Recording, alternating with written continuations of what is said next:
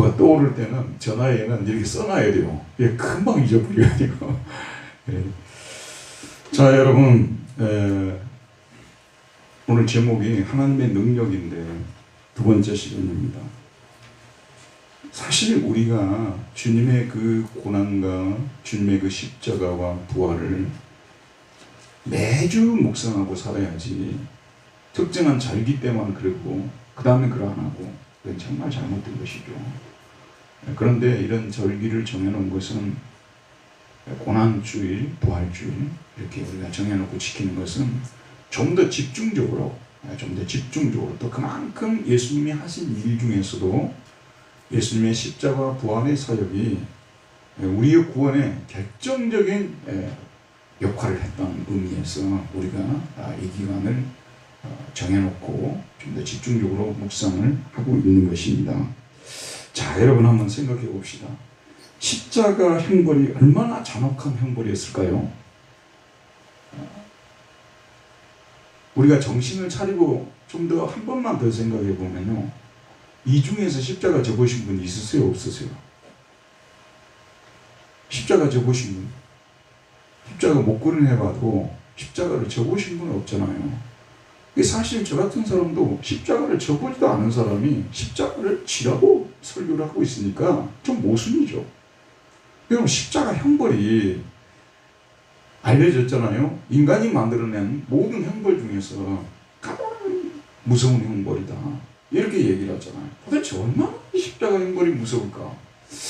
그 체감 온도가 참 와닿지 않아요. 여러분, 시베리아 혹시 벌판에 가보셨어요? 시베리아 벌판 저도 안 가봤거든요. 그러니까 거기가 얼마나 추운지 체감 온도가, 춥다고는 알고 있지만 체감 온도가 저한테 느껴지지가 않아요. 근데 저는 이제 우리가 간접 체험을 할 수밖에 없는 거잖아요. 근데 제가 지금까지 십자가에 관해서 설교도 듣고 또 뭐 영상도 보고 그랬습니다만은 뭐 또 패션 오브 크라이스트 그런 영화도 있고 그러잖아요. 그런데 저는 그 멜 깁슨이 그 패션 오브 크라이스트 그 영화 만들어가지고 일부러 안 봤어요. 당시에 그 영화 만들었을 때 독일 쪽의 언론들은 이 사람이 지금까지 만든 영화를 보게 되면 거의 다 폭력 영화였다는 거예요. 그래서 저는 패션 오브 크라이스트 받고 은혜 받은 분도 많지만 저는 그때 안 봤어요, 일부러. 그래서 패션 오브 크라이스트를 보지 못했고, 제가 본 그 영화 중에서 간접 체험이죠. 가끔씩 설교에서 제가 인용을 하기도 합니다만, 스파르타쿠스라는 영화 있잖아요. 스파르타쿠스라는 영화. 혹시 보신 분 손 한번 들어보세요. 혹시 보셨어요? 여러분, 이 영화는 좀 잔인한 면이 있고 합니다만 진짜 우리 크리스찬들이 진짜 봐야 돼요. 특별히 마지막 3부 있잖아요. 이거는 너무너무 중요한 부분입니다. 제가 이 스파르타쿠스 영화를 보면서 십자가가 이렇게 무서운 형벌이었구나, 그걸 제가 간접적으로나마 체험하게 됐어요. 그래서 오늘 이 시간에는 그 십자가가 얼마나 무서운 형벌이었는가를 보여주는 그 장면을 제가 지금 소위 요즘 말로 캡처를 해가지고 온 거예요. 잠깐 우리 한번 보도록 합시다. 우리 강지훈 선생님 뒤에 불 좀 다 꺼주세요.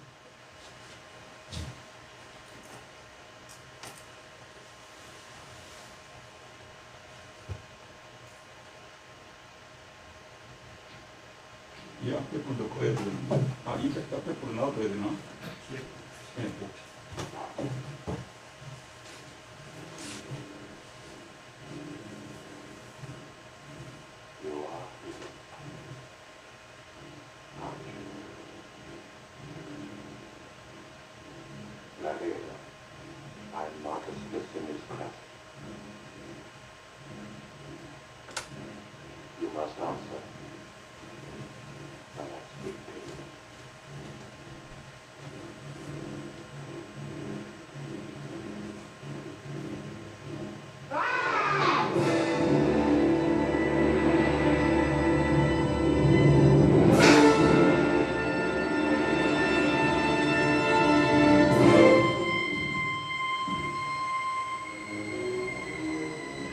Centurion,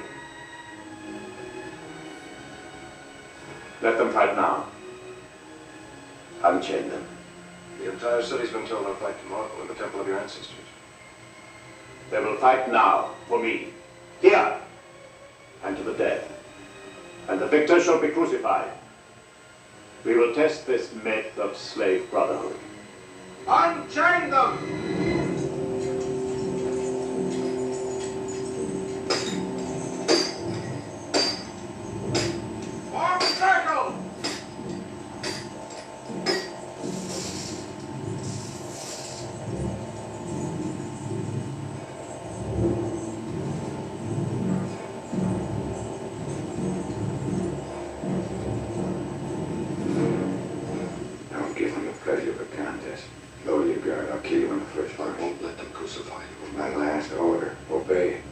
Let them begin.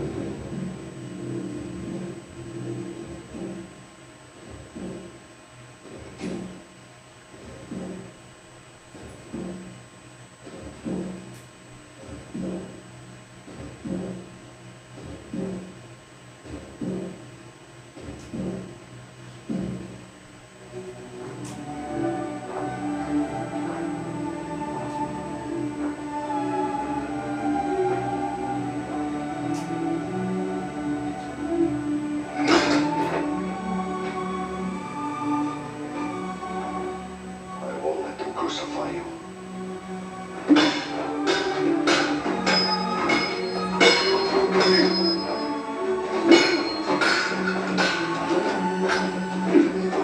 What are you doing? You realize how long it takes to dash the cross. I don't care.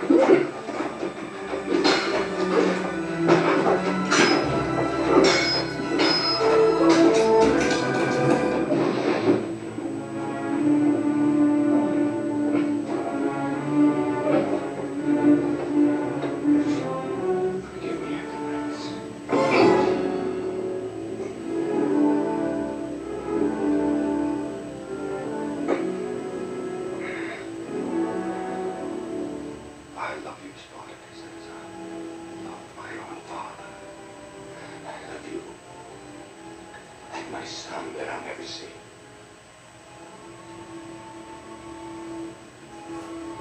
Go to sleep.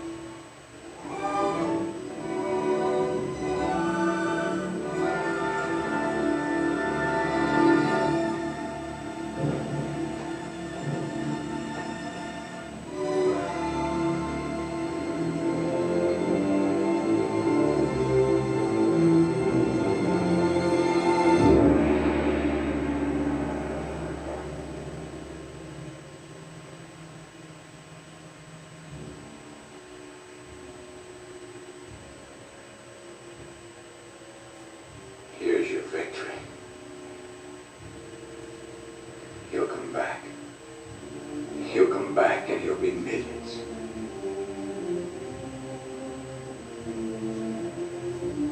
I wonder what Spartacus would say if he knew that the woman Varinia and her child are slaves in my household.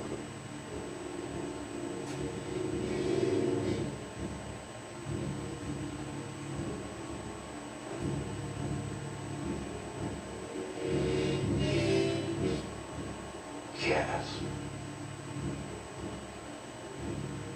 Spartacus.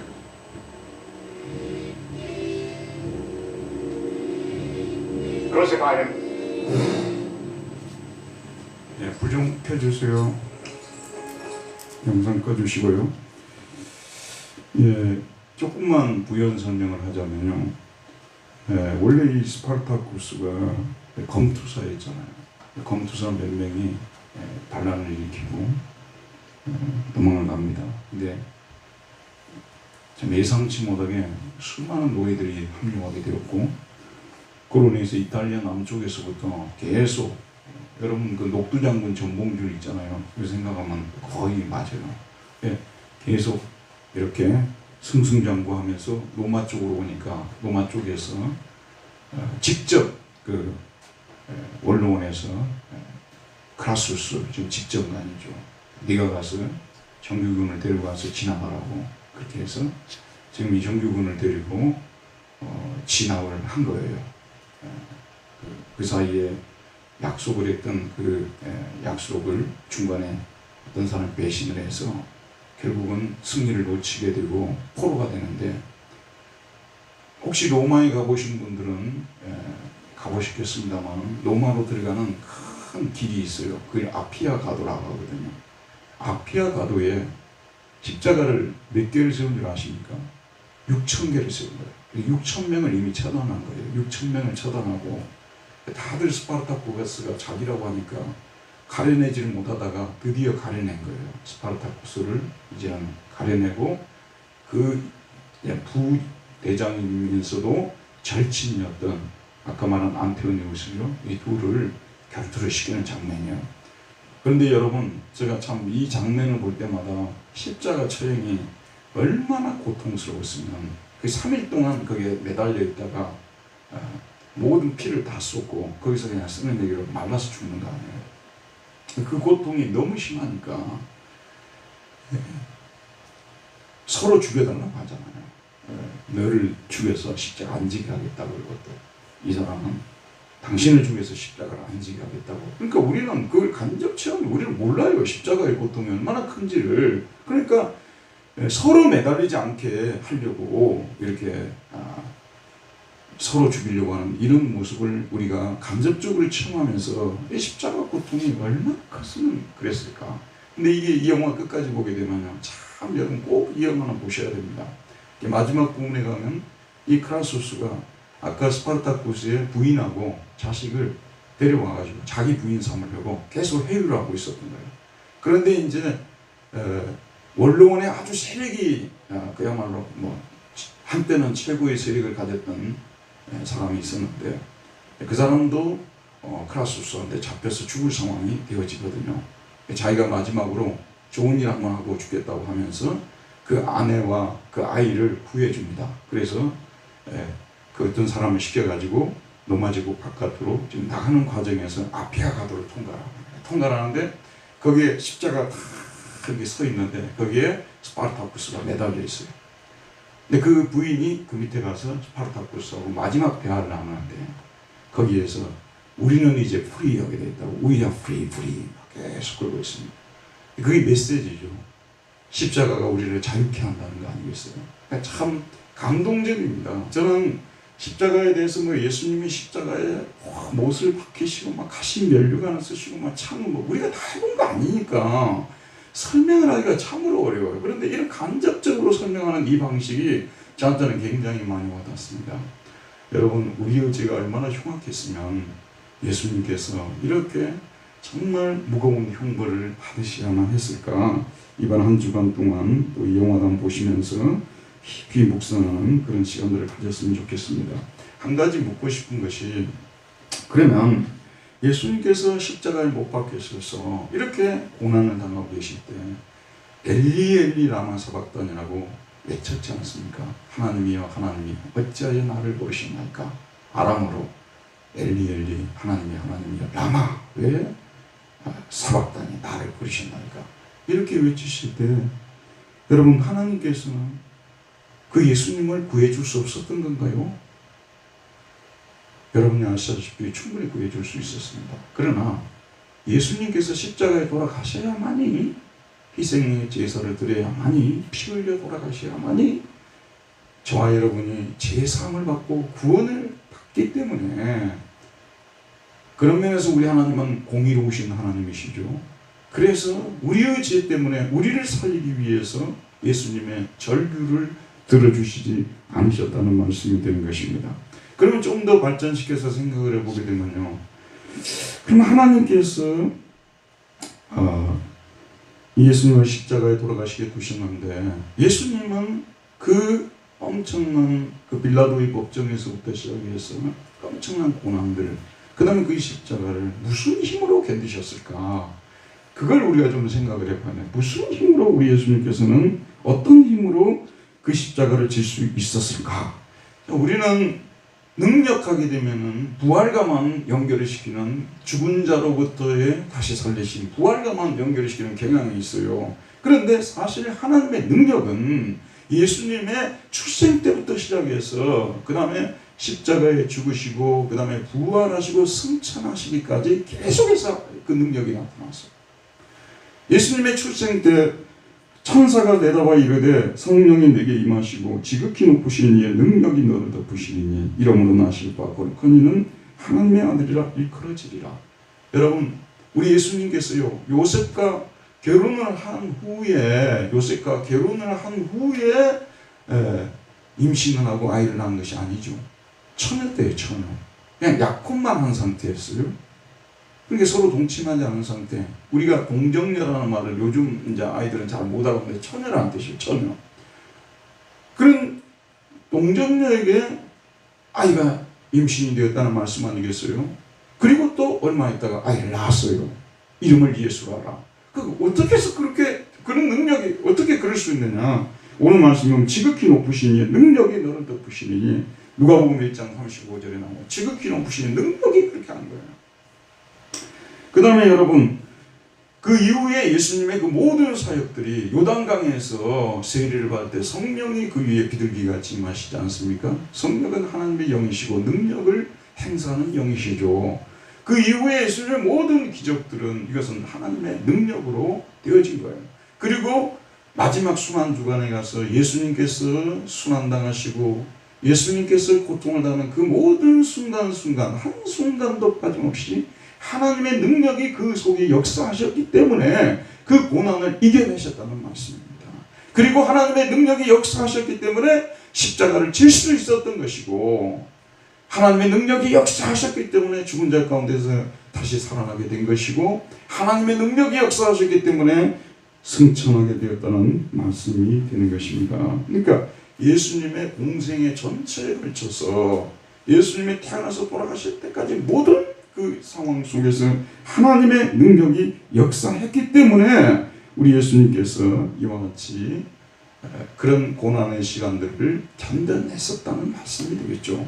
우리 신앙인들도 마찬가지입니다. 여러분, 저와 여러분들이요, 내가 할 수 있는 일들이 많은데 못할 일도 많아요. 그래서 정말 해결사를 기다리고 있었을 때 짠 하고 나타나서 한번 확 이렇게 힘을 행사해주고 그 다음에는 사라져버리는 그런 하나님이 아니라 지금까지 여러분이 태어나서 여기까지 오기까지 하나님께서 순간순간 힘을 주셨기 때문에 오게 되었다는 말씀이에요. 여러분이 좋은 날도 하나님께서 여러분에게 힘을 주셨고 그래서 유혹에 빠지지 않게 만드셨고 여러분이 고통을 사망의 음침한 골짜기를 다닐 때에도 하나님께서 힘을 주셔서 여러분들이 그 사망의 골짜기를 지나게 하셨다는 말씀이에요. 이 진리를 깨닫는 것이요 너무나 중요한 것입니다. 우리가 할 수 있는 것은 하고 못하는 것만 하나님께서 도와주고 그거는 하나님의 능력에 대해서 너무너무 잘못 가르치는 것입니다. 좋은 날요, 역경이 없는 날을 믿음을 잘 지키고 가는 것도요 하나님의 능력이 우리 속에 역사하기 때문에 그런 유혹에 안 빠진 거예요. 그걸 여러분 아셔야 돼요. 지금까지 저와 여러분이 여기까지 오게 된 것은 하나님의 능력이 역사해서 왔다는 말씀이 되는 것입니다. 예수님에게 있어서 공생의 전체가 바로 하나님의 능력이 나타났다는 것을 우리는 다시 한번 생각해야 된다는 말씀이 되겠죠. 오늘 설교에서 매우 중요한 포인트입니다. 능력하게 되면 부활 승천만 생각하지 말라고 말해. 그 전에도 하나님이 다 능력을 행하셔서 더군다나 특히 십자가 위에서 하나님께서 그 십자가를 견딜 수 있는 그런 능력을 하나님께서 주셨지 않느냐는 그런 말씀이에요. 오늘 말씀 본문으로 돌아가 보게 되면 지난 시간에 제가 말씀드렸던 것처럼 첫 번째 그 능력이 누구에게 나타났다고 했어요? 19절에 보면 그의 힘의 위력으로 역사하심을 따라 믿는 우리에게 베푸신 능력의 지극히 크심이 어떠한 것을 너희로 알게 하시기를 구하노라. 하나님의 그 능력이 인간의 머리로서 상상할 수 없는, 인간의 그 측정 방법으로는 측정조차 할 수 없는 그 능력의 지극히 크심이 우리 믿는 자들에게 나타났다고 말하고 있습니다. 저와 여러분이 구원을 받고 중생을 하게 되고 회심을 하게 된 것은 하나님의 능력이 우리 가운데 나타났기 때문이라는 거, 어떤 다른 방법을 통해서 다른 힘의 도움을 통해서가 아니라 하나님의 능력으로 저와 여러분이 크리스찬이 된 줄 믿습니다. 이걸 우리가 생각해야 되고, 그런데 우리에게 이 능력이 나타나기 전에 먼저 누구에게 나타났다고 말하고 있습니까? 20절 말씀 보도록 할게요. 함께 읽어봅시다. 그의 능력이 그리스도 안에서 역사하사 죽은 자들 가운데서 다시 살리시고 하늘에서 자기 오른편에 앉으사. 그의 능력이 그리스도 안에서 먼저 역사한 거예요. 우리에게 역사하기 전에 먼저 누구에게 역사했다고요? 그리스도 안에서 역사하게 된 거예요. 그리스도께서 이 땅 위에서 고난당하시고 십자가 지시고 승천하게 된 거, 부활을 승천하게 다 먼저 하나님의 능력이 나타났기 때문에, 하나님이 주시는 힘 때문에 그렇게 될 수 있었다는 말씀이 되는데, 여기에서 우리가 주목해야 될 것은 무엇이냐면 순서예요. 순서. 그 능력이 먼저 누구에게 나타났다고요? 그리스도에게 먼저 나타났어요. 그 다음에 누구에게 나타났습니까? 우리에게. 이건 우리에게 굉장히 시사하는 바가 있는데요, 하나님께서 지금도 우리에게 능력을 베푸실 때 항상 누구를 통해서 먼저 누구에게 능력을 나타내시고요, 그리스도에게 능력을 나타내시고 그리스도를 통해서 우리에게 하나님의 능력이 흘러들어오게 만든다는 말씀이 되는 것입니다. 이 점을 우리는 잘 알아야 되는 거예요. 그리스도 없이, 그리스도를 통하지 않고 하나님의 능력이 다이렉트하게 우리에게 나타나는 경우들은 없어요. 그래서 지금까지 교회 역사 속에서 하나님 앞에 다이렉트로 나가서 하나님과 얼굴을 받고 교제하고 하나님으로부터 무엇을 받다는 사람들은 다 엉터리 신앙이에요. 우리에게 축복의 근원은 그리스도밖에 없어요. 예수 그리스도가 아니고서는 우리에게 어떤 좋은 것도, 지혜도 총명도 하나님 주신 모든 신령한 선물들은 그리스도를 통하지 않고서는 올 수가 없는 것입니다. 그래서 먼저 그리스도에게 능력을 나타내시고 그 다음에 우리에게 능력을 나타내는 이 방식은 구속의 역사를 이룰 때뿐만 아니라 지금도 동일한 이러한 방식으로 일어나고 있다는 사실을 생각하면서 우리가 능력을 받고자 할 때 항상 예수 그리스도의 이름으로 하나님 앞에 나가서 부르짖고 능력을 받아야 된다는 말씀이 되는 것입니다. 여러분 잘 아시는 대로 예수님은 십자가에 못 박혀 돌아가셨습니다.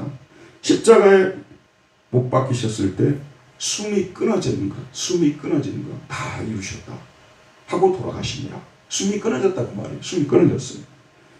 아리마대 요셉이 준비해 놓은 돈 무덤에 장사되셨다는 걸 알고 있죠. 그런데 그가 장사되신 지 3일이 되었을 때 다시 살아나셨습니다. 어떻게 해서 다시 살아났을까요, 여러분? 분명히 죽었어요. 숨이 끊어졌어요. 근데 다시 살아났다는 말을 하니까 유대인들이 난리가 난 거예요. 제사장, 대제사장 이런 사람들이 난리가 난 거 아니겠어요? 여러분이 아시다시피. 그래서 무덤을 지키는 로마 군병들에게 돈을 주고 어디 가서 여러 가지 잘못된 얘기를 그들에게 거짓 소문을 퍼뜨리게, 돈을 주어서 거짓 소문을 퍼뜨리게 했지 않습니까? 왜냐하면 죽은 사람이 다시 살아난다는 것은 믿을 수 없는 일이기 때문에. 근데 예수님께서는 참으로 살아나신 것입니다. 그러면 어떻게 해서 그 원인이 무엇이라고요? 오늘 말씀 하나님께서 사도 바울을 통해서 예수님께서 장사되신 지 3일 만에 다시 살아나게 된 원인을 말씀하고 있는데, 바로 그의 힘의 위력으로 그에게 역사했기 때문에 하나님께서 그의 힘을, 하나님의 힘을 장사되신 예수 그리스도 안에 역사하게 하심으로 말미암아 하나님의 힘이 그 안에 들어감을 통해서, 성령을 통해서 하나님의 힘이 죽은 예수 그리스도 안에 들어감을 통해서 그가 다시 살아나게 되셨다는 말씀이 되는 것입니다. 그러니까 이 하나님의 능력은 죽은 자를 살리시는 능력, 상상할 수 없는 능력이라는 말씀이 되겠죠. 사도는 그런 엄청난 능력이 에베소 교인들에게 나타났기 때문에 그들이 구원을 받게 되었다고 말하는 것입니다. 하나님의 능력이 먼저는 예수님에게, 그 다음에는 그들에게, 죽은 자와 다름없었던 에베소 교인들에게 나타났다는 말씀이 되는 것입니다. 우리가 이 점을 늘 머릿속에, 마음속에 새겨야 되는 것입니다. 예수님이 다시 살아나게 되신 것, 우리가 다시 살아나게 되신 것은,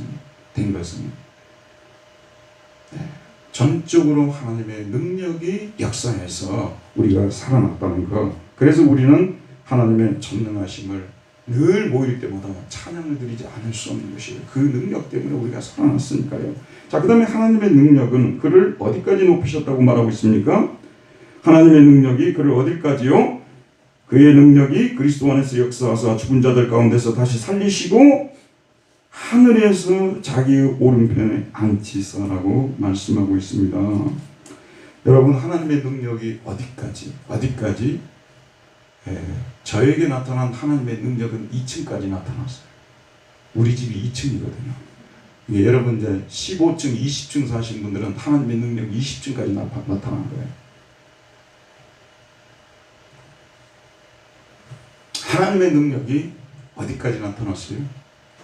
우리 주 예수님을 어디까지 높이셨습니까? 어디까지요? 하나님 우편에까지 높이신 거예요. 하늘에까지 높이신 거예요. 하나님께서 죽은 예수님을 살려가지고 어디까지 높였다고요? 하늘에까지 올렸어요. 그리고 어디에 앉게 하셨습니까? 우편에, 하나님 우편에 앉게 하셨어요. 예전에 중세에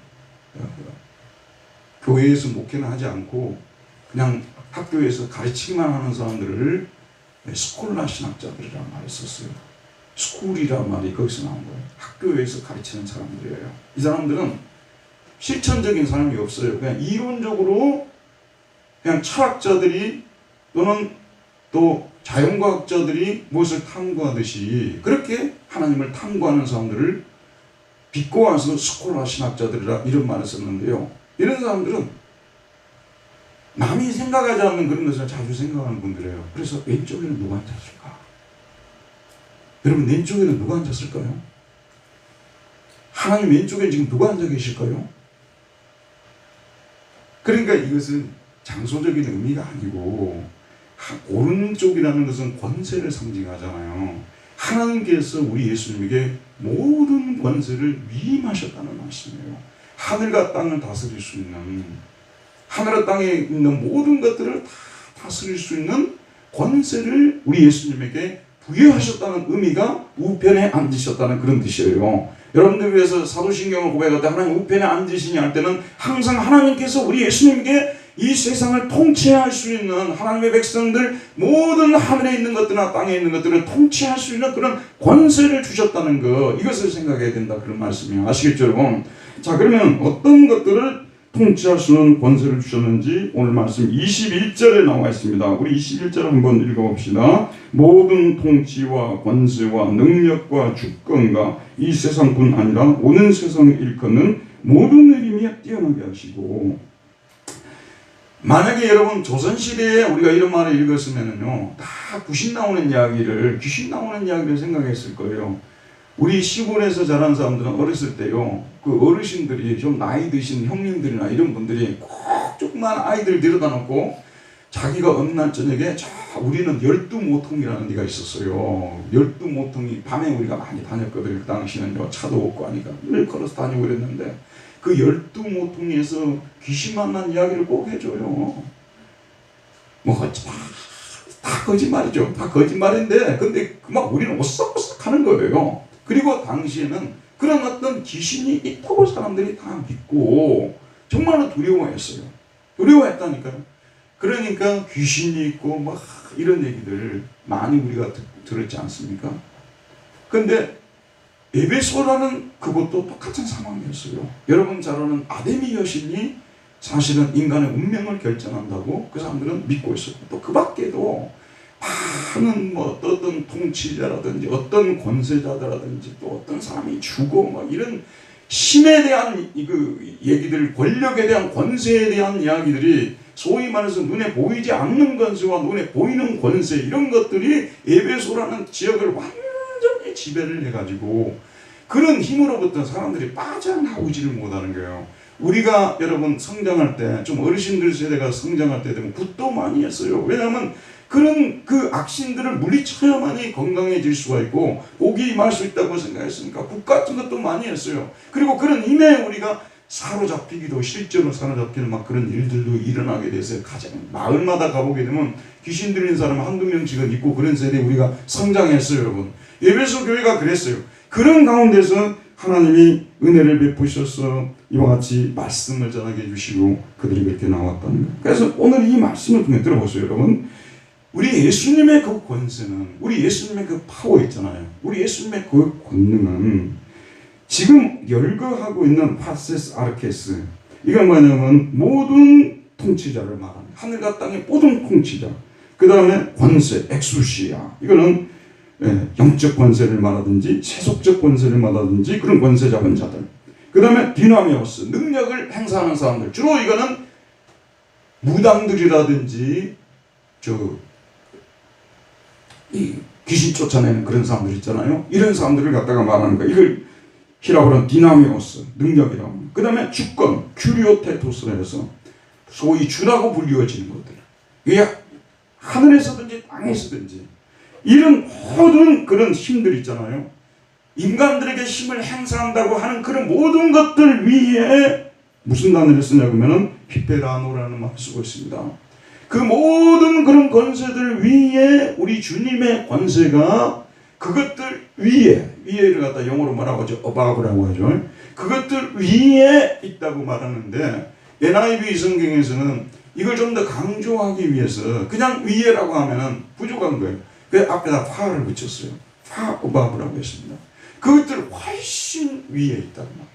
훨씬 위에.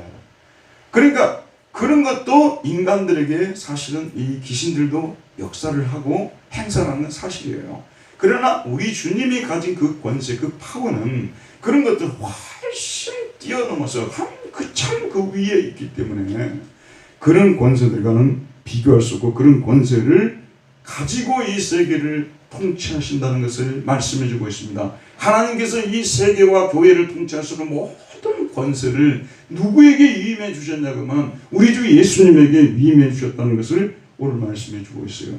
우리 신앙인들이 잘못 생각하게 되면요, 우리 주님께서 우리 인간 개개인의 내면만을 통치하는 분으로 이 세계 역사와는 관계가 없는 분으로 우리가 생각할 수 있는데 그것은 우리가 성경을 잘못 읽은 거, 오독을 하게 된 거예요. 우리 하나님께서 우리 한 사람 한 사람만 통치할 뿐만 아니라 온 세계 역사를 통치하시고 역사를 섭리하시고 이끌어 가시는 통치자들을 세우기도 하시고 폐하시기도 하시고 온 세상의 주님이 예수님이시라는 것을 성경은 강조하고 있습니다. 여러분 여기에 대해서 성경 66권 중에서요 가장 실감나게 우리에게 가르쳐주고 있는 성경이 어떤 성경일까요? 다니엘서입니다. 다니엘서를 보게 되면 여러분 다니엘서 보세요. 우리가 어렸을 때 이제 아이들한테 다니엘서를 가지고 가르치는데 사드락과 메삭과 아벳느고가 느부갓네살이 만들어 놓은 신상에 절을 하지 않아서 풀목불 속에 들어갔는데 하나님께서 그를 건져주었다 이렇게 설교하죠. 또 6장에 가게 되면 다니엘이 다리오 왕의 조서에 어느 신에게도 기도하지 말라고 하는데 일정한 기간 동안 그 조서에 어인이 찍힌 것을 알고서도 기도하잖아요. 그래서 결국은 사자굴 속으로 들어가게 됩니다. 그 사자들한테 물려 소위 뜯겨서 죽여야 되는데 제가 이런 부분을 생각하게 되면 사실 저희들이 사자들이 있는데 들어갈 일은 별로 없겠죠. 그런데 가끔씩 저는 개들이 출연하는 그런 TV 프로그램들을 보는데 모든 개는 착하다 그런 것도 있고 그런 프로들이 있더라고요. 그런데 개도 저는요 좀 작은 개들 좀 귀여운 개들이 좋아요. 그런데 셰퍼드들이 막 있으면은 솔직히 좀 무서워서 저런 개를 어떻게 키울까 그런 생각을 제가 갖습니다. 그런데 한번 여러분 생각해 보세요. 이 셰퍼드들을 며칠을 굶겨가지고 그 굴 속에 넣어놓고 저를 갖다 거기다 넣는다고 한다면 여러분 아무 일 없다시피 모든 개는 선하다고 하면서 들어갈 수 있겠어요? 저는 무서워서 못 들어갈 것 같아요. 그냥 곧 달려들어서 저를 찢어버릴 것 같아요. 사자라고 한번 생각해 보세요. 그래 하나님께서 그 사자굴에서 다니엘을 건져내셨다는 말씀이에요. 자 그래서 여기 보면 하나님이 건져냈다는 그거 못지않게 중요한 진리가 여기서 선포되고 있어요. 우리가 이 다니엘서에서 이 부분을 읽지 못하면 우리는 다니엘서를 제대로 읽은 것이 아닙니다.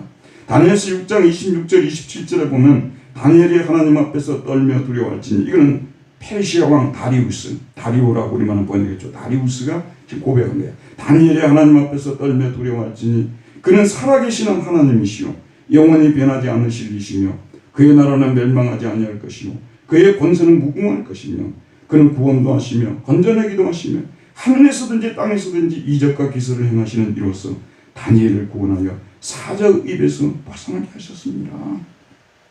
그는 살아계신 하나님이시요 영원히 변하지 않을 이시며 그의 나라는 멸망하지 아니할 것이요 그의 권세는 무궁할 것이며 그는 구원도 하시고 건져내기도 하시며 하늘에서든지 땅에서든지 이적과 기사를 행하시는 이로써 다니엘을 구원하여 사자의 입에서 벗어나게 하셨습니다.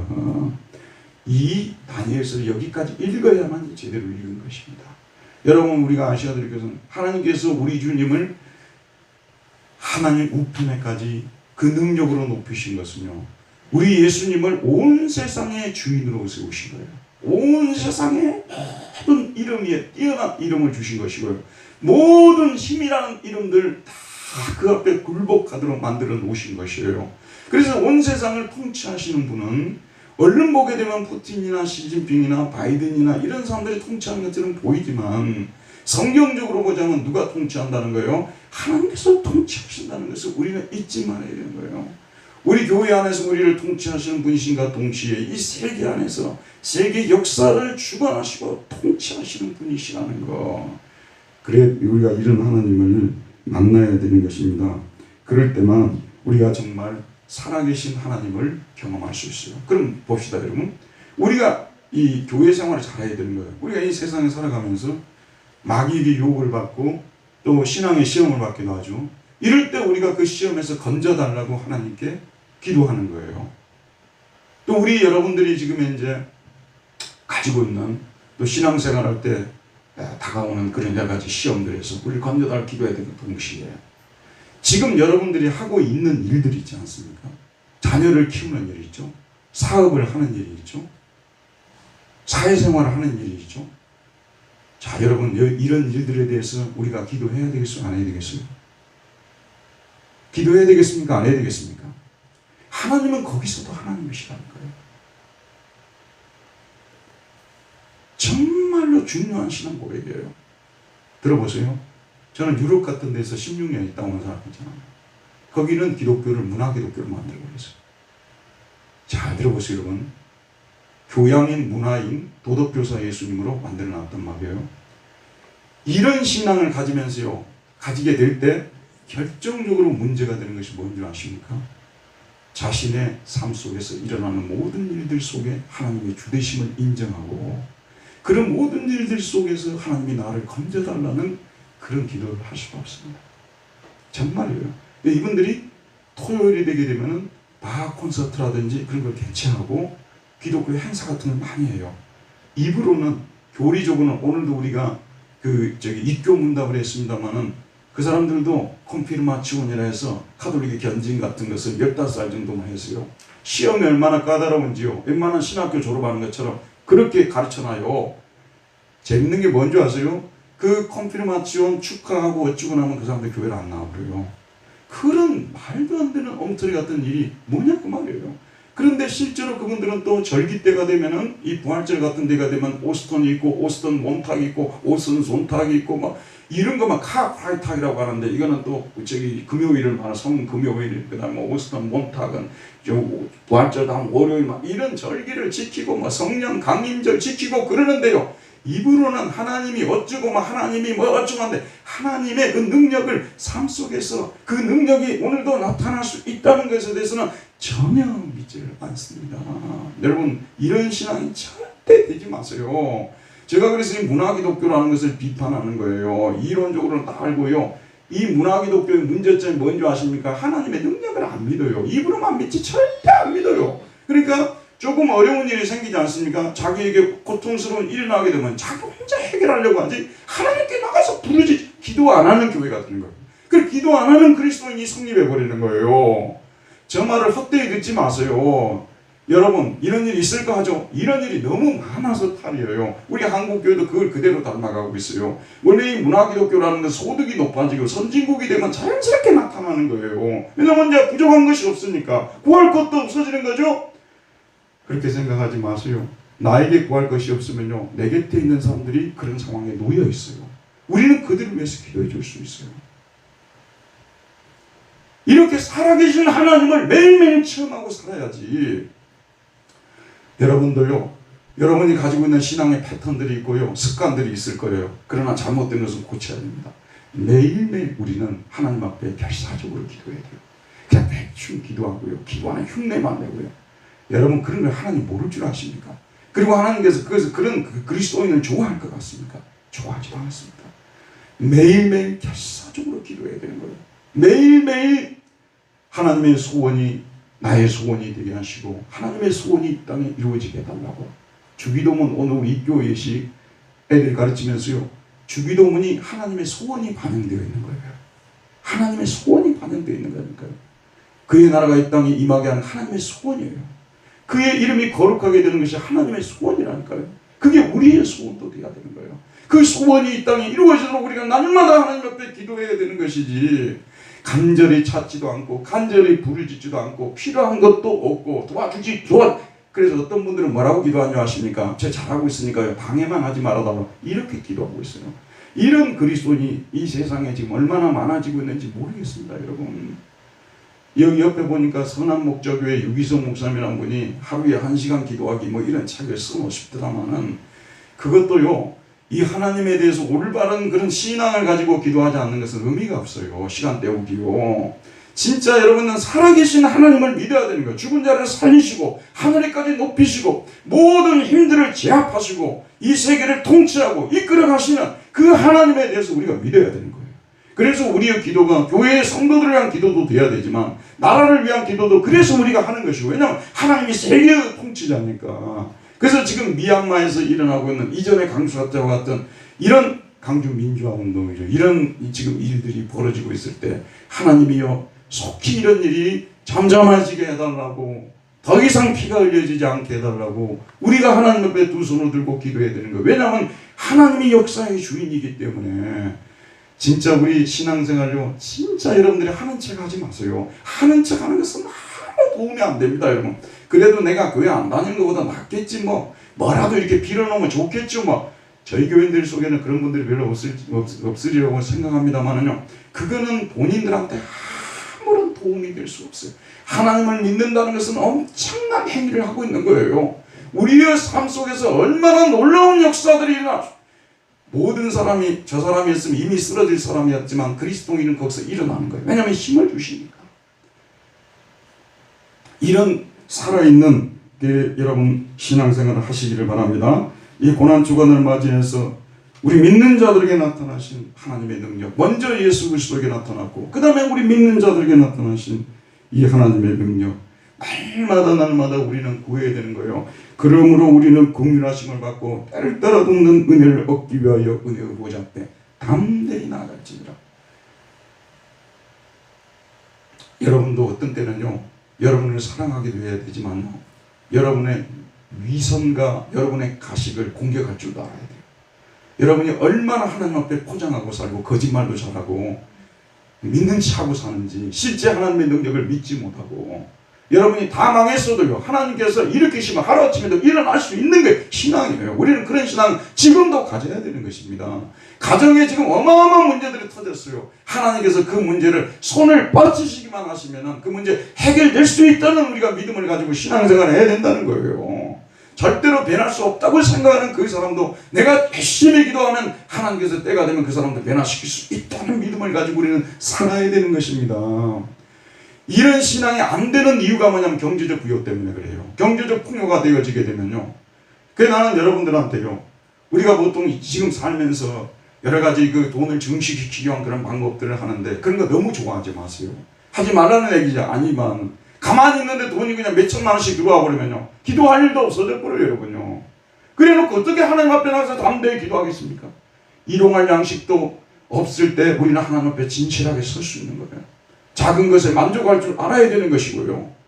그리고 우리에게 무엇이 주어진다면 그런 것들을 하나님을 위해서 부지런히 빨리빨리 쓸 수 있는 것도 우리는 배워야 되는 거예요. 무조건 좋은 게 좋은 거고 이것이 그냥 다 신앙이다고 다 좋은 게 좋은 거 아니냐, 그렇게 나간다면요, 참다운 신앙생활 우리 인생 속에서 펼쳐질 수가 없습니다. 여러분 참으로 신실하시고 살아계신 하나님을 믿으시기 바랍니다. 죽은 자를 다시 살리시고 하늘에까지 올리셨어. 지금도 우리가 신앙생활하는 데 있었어요. 에베소에 처했던 성도들이 그랬던 것처럼 너무 많은 무서운 그런 힘들이 우리를 침식해오는 거예요. 자본주의라는 이것이요, 얼마나 교묘하게 우리를 포위해버리고요, 자본주의라는 이것이요, 우리로 하여금 하나님을 얼마나 멀리하게 만드는지 그 위험성을 여러분들이 알고 있어야 돼요. 돈이 많이 들어오고요, 재산이 증식되는 이것이요, 여러분의 신앙을 얼마나 하나님으로부터 멀어지게 만들 수 있는 위험성이 있는가를 우리는 직시해야 되는 거예요. 마귀가 그런 것들을 이용하고 있는 거예요. 이 세상의 문화가 우리로 하여금 하나님께 집중하지 못하게 만들고 있는 거예요. 이런 모든 원수의 그런 힘들이 우리에게 역사할 때 우리를 도와줄 수는 하나님의 힘이 역사하고 있다는 것, 바로 예수 그리스도를 통해서 날마다의 삶 속에 우리에게 나타날 수 있다는 이런 믿음을 가지고 날마다 은혜의 보좌 앞에 나아가서 하나님께 간절히 부르짖고, 기도도요 하는 둥 마는 둥 그렇게 기도하지 마세요. 우리 아침에 일어나서 두 사람밖에 기도를 하지 않습니다만 정말로 간절히 기도합니다. 하나님이 앞에 계시는데 어떻게 간절히 기도하지 않을 수 있습니까? 영혼에 대한 사랑도 없고 교회에 대한 사랑도 없고 내 인생도 하나님이 원하는 방향으로 살아야 되겠다는 결심도 없으니까 기도도 간절하게 나오지를 못하는 거예요. 여기 앉아 계신 분들은 듣지 않아도 될 내용이라고 볼 수도 있겠습니다만 사실 오늘날 그리스도인들 중에서 이렇게 하나님을 간절히 찾지 않고 있는 분들이 너무 많아서요. 참 가슴이 아픕니다. 여러분.